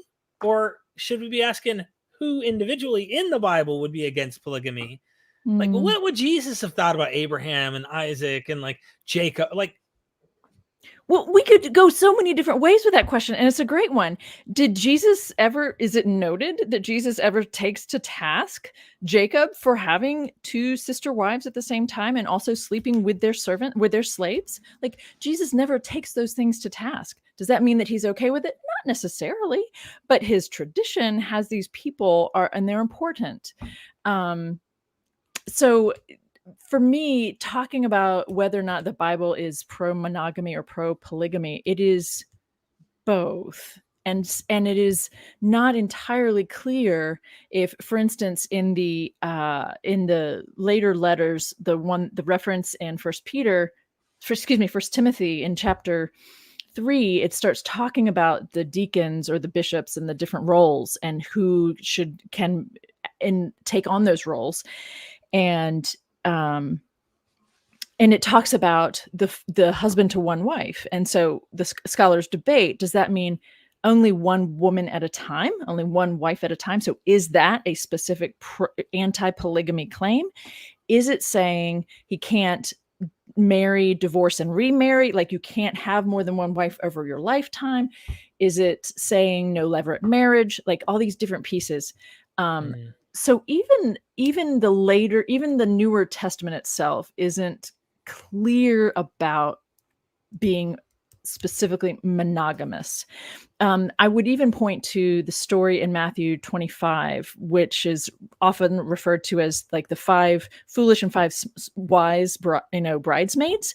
There's that translation of the women there. The women there is not necessarily accurate. It could actually be that these are women who are additional brides to the bridegroom, so that we have 10 brides.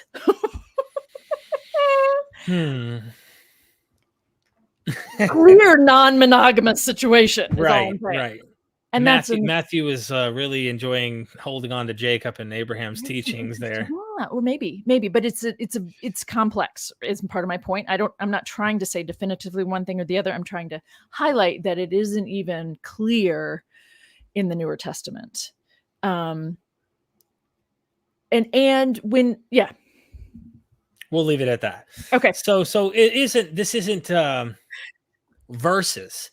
Both are there, and if you're looking for something that is against the other one, you're going to find it. And That's right. Well put.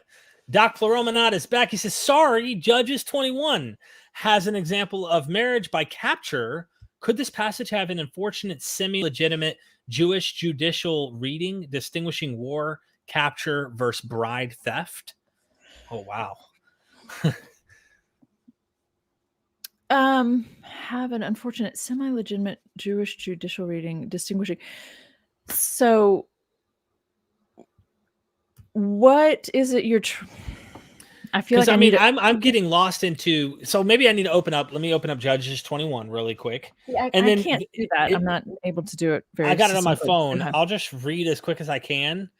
No. And then you tell me what you think's happening here. By the way, just for everybody's knowledge, you're not a Hebrew Bible scholar. That doesn't mean you don't know this stuff. I just want our audience to know. So please be merciful here, because it's like Dr. Josh. I have another friend, Dr. Josh, who comes on and goes, sorry, that's outside of my expertise. Yeah, But I do think it's fair to ask me about it, since I'm wanting to talk about marriage in the Bible, and I am talking about it in both Christian testaments. But it does start out with this reference to no one shall give us his daughter in marriage to Benjamin.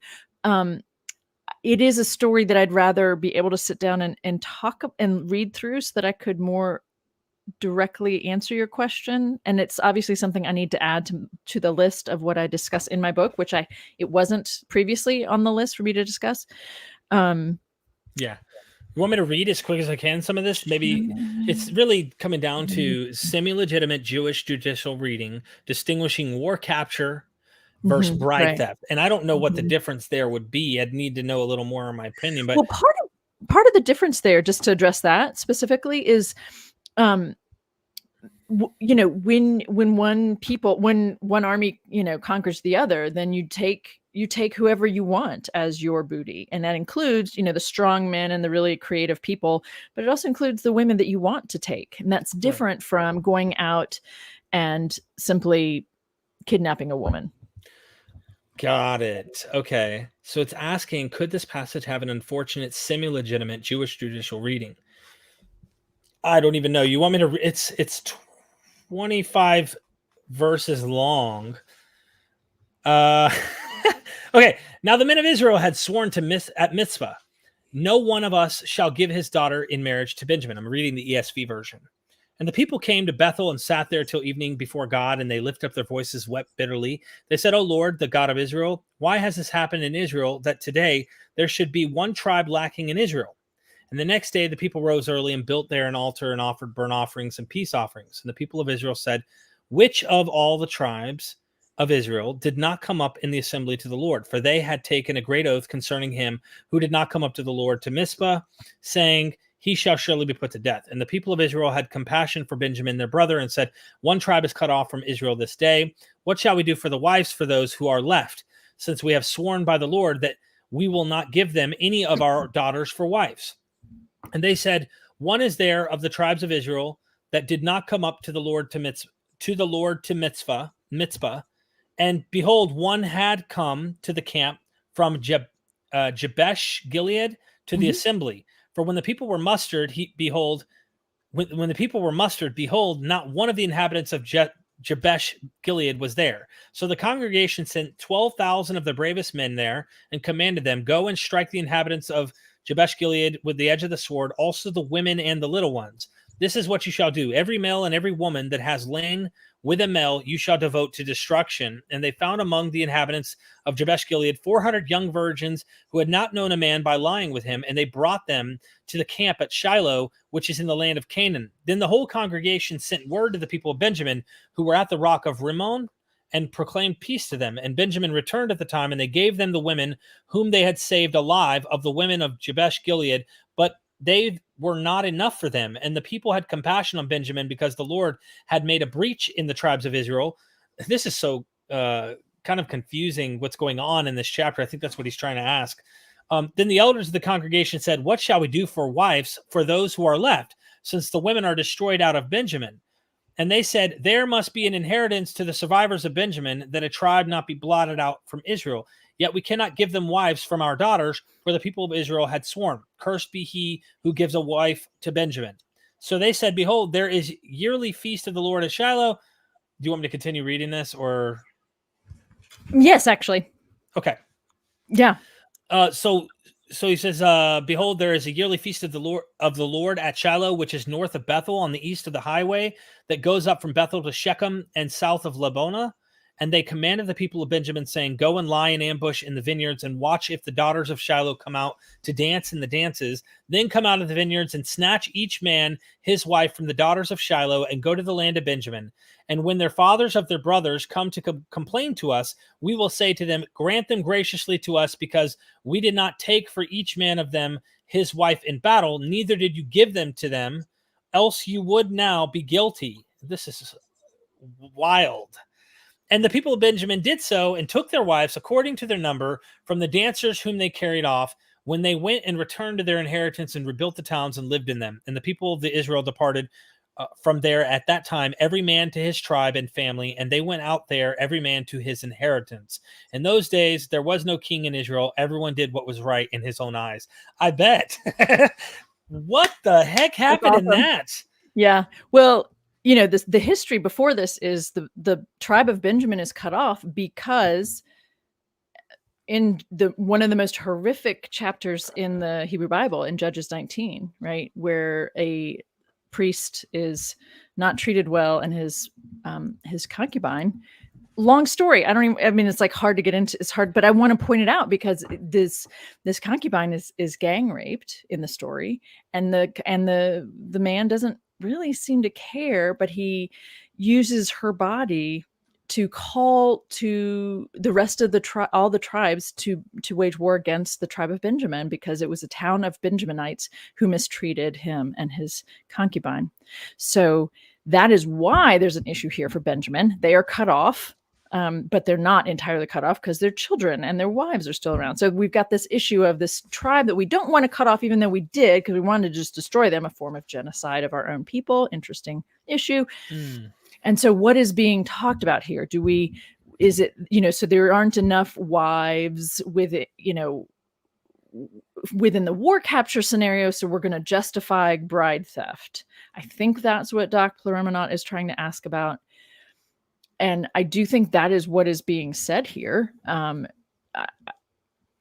would love it, man. Doc, you should really message me and like, we should have a conversation at some point, because these are amazing questions that you're asking. I just would love to have greater context. In fact, giving greater context, I can even ask some of these academics too, so that they have time to source, since we're all live on the spot. But yeah, and I'm trying to actually think through why this question is being posed. And is it because I was referring back to saying, and you obviously, I don't need Dr. Ehrman to actually respond to this by, posting another question, but I'm wondering if he's saying, well, that isn't always the way marriages happen. I'm not sure. But what is it that makes this woman now belong to this man? Is he's going to go have sex with her and claim her as his own. And sex is how a man claims a woman. Like, that is how he claims that she is part of his property in the Hebrew Bible. And we see it even in the Newer Testament, because Jesus himself acknowledges this ancient view of sex and marriage. When he talks about why you can't divorce, he talks about you can't divorce because then you might have sex with someone else. The focus is on the sex act. That is the primary thing I'm interested in people reconsidering when they think about what the Bible says about marriage. People are taught to see it through this lens. Go ahead. Sorry, Derek. No, it makes me think of the one flesh concept. Going back to our marriage thing, something interesting I thought about. I was watching Vikings. I think it was the History Channel Viking show. It was really interesting to watch. And I think one of the heroes dies. So they send him off on this little boat that they catch on fire. But before he goes off, like 3 or 4 of his wives get on the boat. They're alive. He's dead. And they burn them on the boat with the body of the king. And it makes me wonder if this concept is because he consummated with them, that they would, I guess someone might have had a choice to go and join him because they loved him or not. But it's like, he is them at this point. So like, that's his property. That's who he is. And so they would kill off anyone who's not a virgin, not because, oh, she's not useful in any sense. I don't know. Maybe correct me if I'm wrong. Maybe you understand something about virginity in the ancient world I'm not seeing. But it makes me think that like when they saw a woman who wasn't a virgin, she is technically the man, like they're one flesh. So this idea is the identity of her is the guy himself too. I don't know. I mean, there are all kinds. I do think that's a piece of it. Some of the women might have actually chosen to do that. And to whatever extent that seems plausible, we know that still happens, that there are moments where someone dies and the wife of a man whose death is being mourned will throw herself onto the pyre. Mm-hmm. Is it that nobody wanted to take care of them? Because now who's going to take care of these 3 women in this particular instance that you're referring to? It was his responsibility, and nobody wants to take on the responsibility of 3 more women and providing for them. I mean, just to be practical. I mean, there are a lot of reasons, I think, potentially why that is playing out. I'm, both as a biblical scholar and a cultural studies person, I'm interested in us thinking about the fact, for instance, that the label virgin applies to women. If you're going to talk about a male virgin, you have to distinguish, you have to put the word male in front of it. Virgin is a category that is a way of talking about a woman's body that is about whether or not a man has interacted with it in a particular way. I'm interested in us having those kinds of reflective conversations or, mullings over for ourselves, right? I mean, the fact that there is I didn't even note this earlier. There isn't a verb to marry in the Hebrew Bible. If you ever see in your English translation or whatever translation you're reading it in, whatever language you're reading it in, if you see a reference to marry or marriage, and that is the verb to take. There isn't a verb to marry in the Hebrew Bible. So there also isn't in either the Newer Testament or the Hebrew Bible, labels for a man before he gets married, like we have bachelor, and then a man after he's married, whatever you want to call that guy. We have labels for women before and after being married, but they don't have similar parallels in the Hebrew Bible or in the Greek. There isn't she's a maiden, now she's a wife. No, it's all woman, man. And the English translation or the translation committees, whichever language they're translating into, supply married labels that we acknowledge. That looks to us like a marriage, so we're going to call that a husband and a wife. But in the Hebrew, it's still man and woman. And so I'm interested in these kinds of things in terms of the extent to which we have been taught to read through our modern eyes these ancient texts and the implications thereof. One weird note, just to throw out there, is they believed there's magic in blood. Obviously, killing an animal can bring good, get rid of the sins, send it as scapegoat to Azazel, this demon out there in the wilderness, etc. So I'm thinking, and I don't know why I was thinking this, I was wanting to throw out there, when a woman's virginity is taken, according to the biblical text, there's a blood act here. And so this blood act that's happening with the man who takes this is where this covenant is kind of taking place, I guess. It makes me wonder if that is in particular what's in mind. And I've heard that this idea of virginity, guys today, we use this idea, oh, you lost your virginity to her. But in the Greek world, the way one would, maybe it's not called virginity, but it was the idea that you became a man, was when you were cut in battle. And so like blood came out. And it makes me think about this blood thing again in the ancient world. Anyway, you and I should pick up this at some other point on those. Let's continue with the Q&A, but I'm thinking there might be more to this that can I comment though on what you did? Yeah. Because here's the thing, the blood that comes from taking an animal that's a form of violence, and you've taken a life, and that I'd like people to reconsider that, because that is believed in that ancient world to appease God's anger. The blood that comes from a woman when she's having her period was perceived to make things dirty. The blood that indicates that a woman can produce life was viewed as dirty. The blood that comes from a man penetrating a woman when she's not prepared for it is the proof that she was a virgin and is no longer. And here's the thing, to this day, people believe that a woman will bleed the first time she has penetrative sex. And it isn't necessary. If the hymen is properly prepared, she does not have to bleed. Doesn't have to be torn. It is a form of violence, actually, being done to a woman's body to say that when this happens, it doesn't have to be real. So I'm really actually deeply upset just because this is a thing that is so casually thrown out there, and it's a form of violence and a lack of appreciation of female anatomy. There was a rabbi in the Talmud, I think it was, just to throw this out there. I thought this was interesting. He's a wise rabbi, I guess, in his day. But one of these young husbands comes to him and says, I think she's cheated on me. I don't think she's was a virgin when she got with me. And so the rabbi has her, because maybe there was no blood that was there. So the rabbi tells her to sit on this barrel where there's wine or something like that. And he's like, listen, I can tell if she was or wasn't, and if she's being honest. And so I guess the hymen, right? Like he's saying, if I smell the wine come through her breath as if it like somehow passed through the body, then she's not she cheated on you. She's not a virgin. But if I don't smell it, then you're in luck, my young man, and you should take her and no worries. And I don't smell it. She's a virgin, and boom, like this idea is the young man listens to this rabbi. Now this is, I don't know if this is true, and this is something they really did. I just thought it was funny to hear an old story like this from a rabbinic Jew who's explaining that process. I heard this from Christine Hayes, by the way. So it's just interesting hearing how old thinking has gone throughout history. Well, and part of what, if I'm understanding the story correctly, part of what that rabbi is referring to is this not just ancient belief, but some people still believe it, that a woman's hymen is fully intact until she has penetrative sex with a man, which isn't true, obviously, because how would our menstrual blood get out, things like that. But so I think I hear him saying that this concept, again, that everything's intact down there, no puncture has been made yet. It's just a lack of science it's a lack of understanding of the anatomy. Yeah. But even to the point of, this is totally random, but it's random tangent, but it is related. The belief in the perpetual virginity of Mary, right?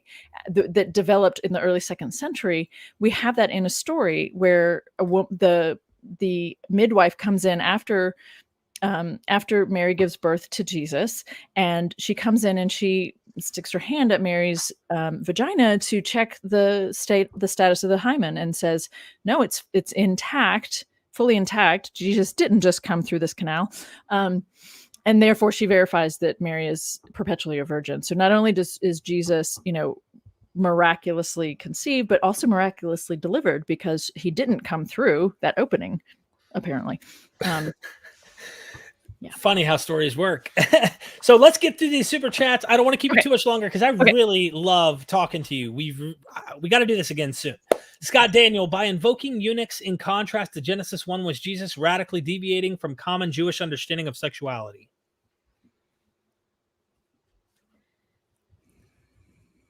I don't think maybe. So by invoking eunuchs in contrast to Genesis 1,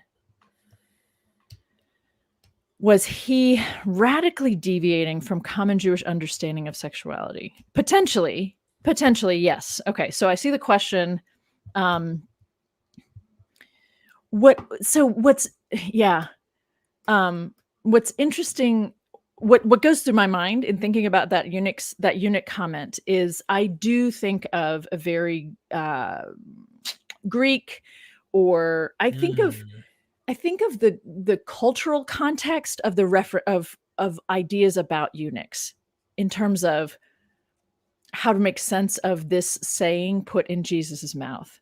So a reference to eunuchs is a reference to people who are at the time, even though the language isn't there, seen as a third gender.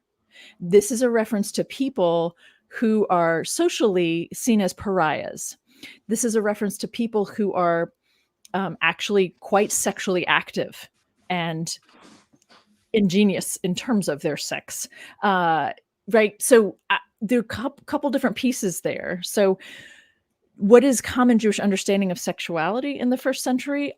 I think that there's that can be a range. Like, I think there could be a range. Mm-hmm. I don't think it's one. Yeah, there's so many. And then you bring up Hellenism, this idea of like, I think that's an important piece. Yeah, that's something that makes me want to reinvestigate this whole question even deeper.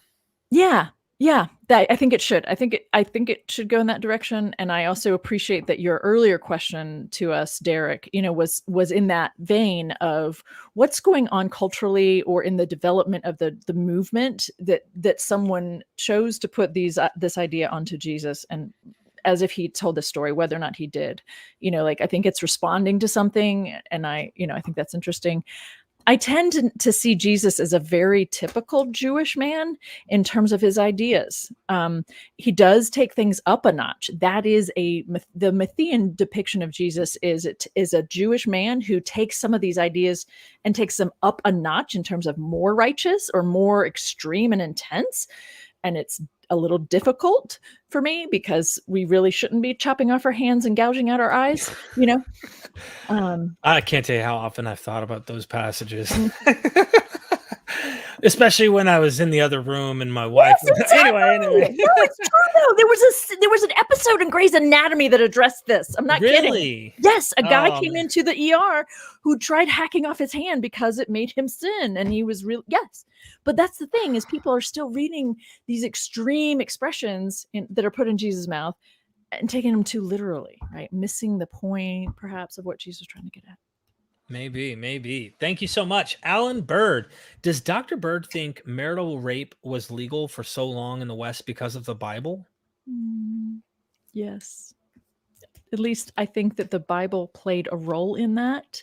I don't want to pin any of these things specifically and purely on the Bible, but I do think that the biblical texts have had an impact on the way, in this case, men have thought about the women they're married to.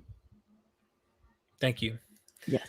True to Hell. Thank you for the super chat. Good to see you here. It's been a while, at least since you've super chatted. Is there a development in regards to marriage in the Bible, a change over time, or difference between writers? Mm-hmm. It's a great question. Thank you for that one, Trude. It's hard to say, and the reason, and I'm not trying to dodge answering the question. We could look at, for instance, just briefly, like if we're looking at the Hebrew Bible and we look at Abraham, the first three patriarchs, and their kind of important role in populating, and so of course they have a whole bunch of kids, and then we don't really hear about specific men who may or may not have had many wives. So when we look at, like the former prophets and the latter prophets, if we're talking in terms of Jewish labels for these things, we don't have a whole lot of stories about the families, how many men actually had many wives in terms of the Hebrew Bible. And then we go over to the Newer Testament, and what do we have? We have Jesus, who doesn't talk about marriage. He references a wedding reception. He talks about what happens with the bridegroom and the bridesmaids afterwards, or the several brides who are given. Jesus doesn't ever talk about marriage ever in any positive way, being committed to it. He says it's okay to leave your family behind, so like there's that, which is worth contemplating, that he affirms people leaving their marriages to follow him. Again, strike two for Jesus in the family values guy category, right? So you could say you could say that's a change in regards to marriage, that Jesus is okay with kind of, I mean, do you see what I'm getting at? Oh, Like, I think it's 100%. He doesn't just really do that. interesting.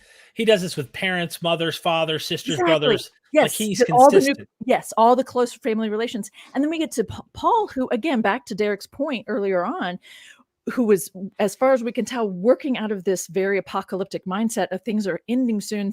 So he's not thinking 2,000 years, he's thinking the next 5. And his ideas about marriage are that you should, even if you are married, you shouldn't be having sex if you're going to be a really righteous person. Like, do ideas about marriage change? Yes, most definitely. That's actually why, just one comment, the rabbi friend of mine, Rabbi Tovia Singer, who came on, said that this is like Paul's view on sex is just, to him, of course, he's reading through the Talmud lens, Sure. Yeah. through the Hebrew scriptures, be fruitful and multiply. What the hell is Paul thinking? And so he's like, this can't be, he thinks he's a fraud, or you're coming from an Orthodox Jewish background. Absolutely. Yeah. So it's legit. These ideas changed, and that's, people are thinking this one standard Orthodox position that Jews had in mind. No, there's so much more to it than that. So, and Paul, the way he used scripture was not uncommon. The Dead Sea Scrolls did this kind of stuff where they just pull things out of context. Yes, exactly. You said it better than me. Thank you so much for that, True. JK, thanks, Derek and Dr. Bird, for the great stream. Thanks for joining us. I appreciate it. We have like 4 or 5 more. Please, no more super chats. I just want to get through these so she can go and enjoy her evening, and me too. Crossover Maniac. Dr. Bird warned against applying modern interpretation to the Bible, but it seems like she's fallen into that very same trap. They're trying to critique, they're criticizing, they're thinking, no, that's fine. Yeah. I appreciate when people push back, or when they point out something that, So I'm not sure though I'm not sure that that's accurate. And so let me say what I'm thinking of in response to this, Crossover Maniac. Mm-hmm. I think it's important for us to be aware of, and by the way, I think it's on the word eunuch, by the way, just bringing up the interpretation of the meaning of the word eunuch. So is this anachronistic, especially with our gender issues going on today and everything you name under the sun? This might be what they're trying to say. So when I was referring to eunuch, and I said that there are people who thought of it as a third gender, that isn't language that's being used. That is a shorthand assessment of how it's talked about, how eunuchs were talked about, and they were talked about as not quite men, or they were talked about in this way that was acknowledging that they are thinking of eunuchs as something between a man and a woman. It isn't. No, you're absolutely right. The language of third gender or whatever is not it's not in the first century. I'm simply summarizing it that way as a way to help us see, in the first century, there were these men without testicles, and these men actually play in really important ways in some biblical stories, which is kind of interesting. And yet they seem to just kind of fade into the background. They're not seen, and even politically, philosophically, socially, they were talked about in ways that we might associate with a pariah, a social pariah. They weren't there's this kind of othering. You don't want to have anything to do with these people. A lot of negative associations being made here. So you wouldn't categorize them point blank like man and woman. They would fall into a different category by social standards. Just like today, people will talk about, this is bringing up modern stuff, but gender roles and things like that. Like there's a social status, like different social constructs that we have developed, kind of like they had a different social construct for eunuch, is what you're trying to suggest. Yeah. To a certain extent.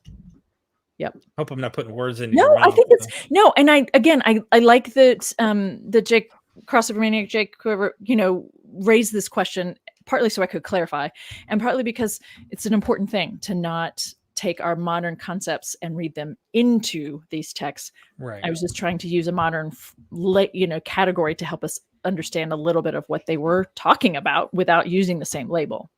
I do know that in creation mythology, from what I understand in the Greek world, there is this in the middle, in between neither male nor female figure in some creation myths where they're split in half down the middle to create the man and the woman, but they're not either one. I don't know if eunuch has some mythological overtone to a form of human that is not either one. Don't know. So yeah, I love that image of from the symposium of humans initially were paired up, and then God split us, and so we were paired. That's part of where the creation story you're referring to? I believe I don't remember where exactly in the Greek literature, but I know there's even people who've argued to try and say that the creation of Adam and Eve in this particular one is that there's man, like you said, neither in Genesis 2 is split. Some argue from the side, which might be the better reading, but either way, that there's even early church fathers saw it as maybe a split. And they probably got that from their Greek Hellenistic thinking and applied it to the Genesis account, but that they were neither male nor female. So technically God didn't create a man or a woman. If you want to be all like binary to the core and die on the hill. And then he splits in half and says, all right, we'll make them 2 for 1 and one flesh, etc. I don't know. I'm just throwing it out there. All kinds of fun ideas in there. Yeah. So throwing it out there. Thank you, Crossover Maniac, for the super chat. Robert Herring, married 31. Yes. Took obey out of wife's vows. Glad I did, because she never has. I wear the pants in the family. She just tells me which to wear. Robert's just he's a fan who's been around for a long time, and sorry I had a hard time understanding trying to read it there. You Robert, you respectfully took obey out of the vows because you knew better than to say that your woman would obey you, right? You know better. You knew better. I think wisdom in the Bible comes across with a feminine for a reason. Okay, for a reason. And I mean that. Like, I'm telling you, there's things my wife does. I can't even pretend like I know what I'm doing. I'd be lost. I'm not making that up. So, Robert, thank you for that super chat. Aaron Johnson, are the Quran critique series of interviews over? No, I'm going to continue to do critical videos on the Quran and then, the early history of the development and origins of Islam, et cetera, et cetera. In fact, there was something earlier you said that brought me the idea of there's something that was still taught in Islam. I can't remember what it was, but it's something that, just like with these other things we're talking about, a little outdated on our understanding of anatomy and things like that. So anyway, I'm sure there's tons of those. Aaron, don't give up on MythVision. We will be bringing you more. I do have critical scholars, and I'm working on getting more. It's a small field of getting critical Western scholars talking about the subject of Islam and the Quran, et cetera, et cetera. So stick around. All right. JK, shout out to Kip Davis in the chat. So Dr. Kip Davis is here. Thank you for that. Zachary Lahaki, I was taught at my church that the Bible defines marriage as between a man and a woman, a claim I've heard atheists dispute. Dr. Bid, what do you think? I think Dr. Bird. Dr. Bird, what do you think? I think it's a little bit more complex than yes or no. I think a couple things, just briefly.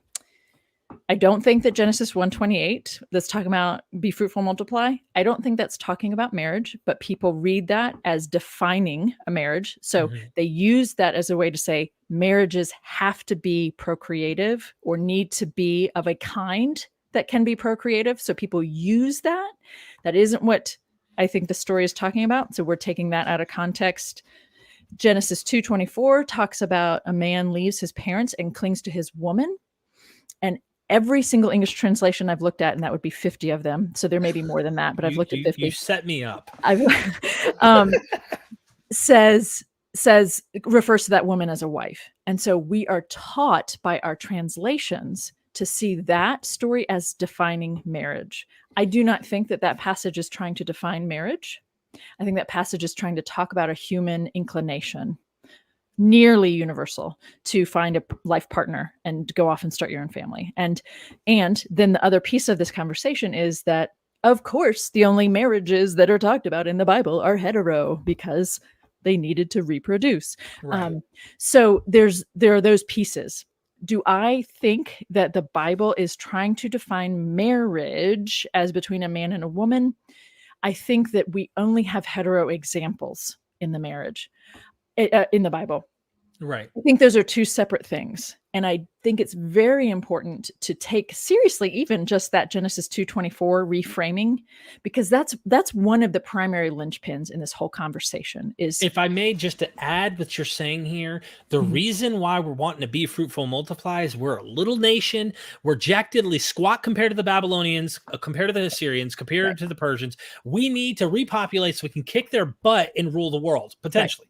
There's certain passages you might find where there's this idea that eschatologically speaking, we're going to be on the top, but we need to populate so we can get there. If you're not a modern day 2022 person who's trying to have 19 kids in a Baptist family home by one woman having to pop all those kids out, I'm using an example. I think it's the Duggar family. I can't remember. Anyway, and you're not trying to repopulate the world to conquer and conquest, etc. Why are we defining all of these terms called marriage, for example, through this binary in particular, male and female? Why are we sticking to that model when unless it's your mission apocalyptically or whatever might be your mission to conquer the world and rule, etc.? Are your values that exact same value? And then would you want to define those things that way? That's my thoughts. I don't know. What do you think? Well, I agree with you. And I also want to throw out there I think it's incredibly important to think of Genesis 1:28, the be fruitful and multiply command being given to people, as you said, and as we noted earlier, to people who needed to grow as a nation. What is responsible in the year 2022 is to not overpopulate. We already have an overpopulation issue on the planet. Being fruitful and multiplying, we got it. Check. Couple thousand years ago, we're good, right? This is not a command for all time. I don't, it doesn't make sense to say that continues to be a thing. Back to the specifically between a man and a woman, though, I think, I understand. I really, really, really do. I understand why that is what people think the Bible says. The Bible says it's also between one man and several women. The Bible says it's also between a man who has procured a woman and she is now his property, and she doesn't have a voice in that thing that we call marriage. So then Jesus doesn't ever talk positively about marriage, regardless of between what two people, and it would have been between a man and a woman in his case. So what is it, back to Derek's point, what is it that we're seeking in terms of input from the Bible? Or are we going to listen to Paul, stop having kids, don't have sex, get ready for the end? Where are we going with this? So using the Bible as our standard model for what we should define marriage as or not, language changes. Okay. So when someone gets butthurt and goes, well, let's suppose someone wanted to make the case that marriage is something that's derived from the Bible, words, language, things like that evolve and change with our social and our culture, etc.